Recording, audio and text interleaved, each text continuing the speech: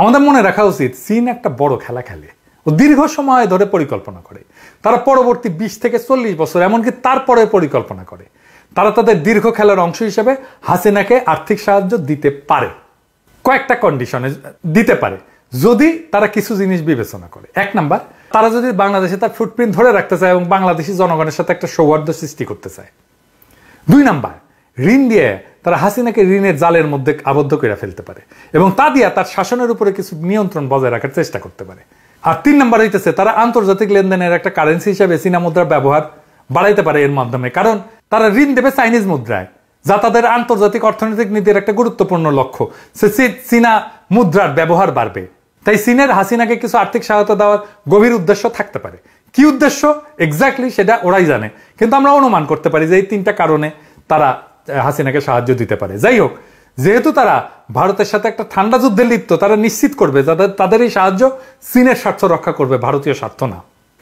চীনের কাছ থেকে তিস্তা চুক্তি পাইতে হাসিনার জন্য অনিচ্ছা থাকে বা ব্যর্থতা থাকে, সেটাই হচ্ছে যে নিশ্চিত লক্ষণ যে তার শেষ দিল্লি সফরে ভারতের কাছে বাংলাদেশের সবচেয়ে মৌলিক স্বার্থ সম্পূর্ণভাবে বিক্রি করে দিচ্ছে সে, এবং আমাদের স্বাধীনতা, সার্বভৌমত্ব, আঞ্চলিক অখণ্ডতার প্রশ্নে মারাত্মকভাবে আপোষ করে আসছে।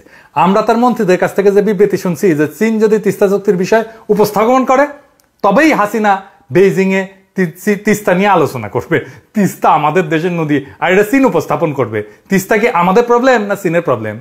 তো এই কথা কইয়া ইতিমধ্যেই প্রকাশ্যে ঘোষণা করছে যে তিস্তা বাংলাদেশের জন্য অগ্রাধিকার না, বরং এটা চীনের স্বার্থের বিষয়। আশ্চর্য কথা। তাই চীনের সঙ্গে তিস্তা চুক্তির মাধ্যমে তিনি দেশে ফিরবেন এমন আশা আমি বাস্তবে করি না।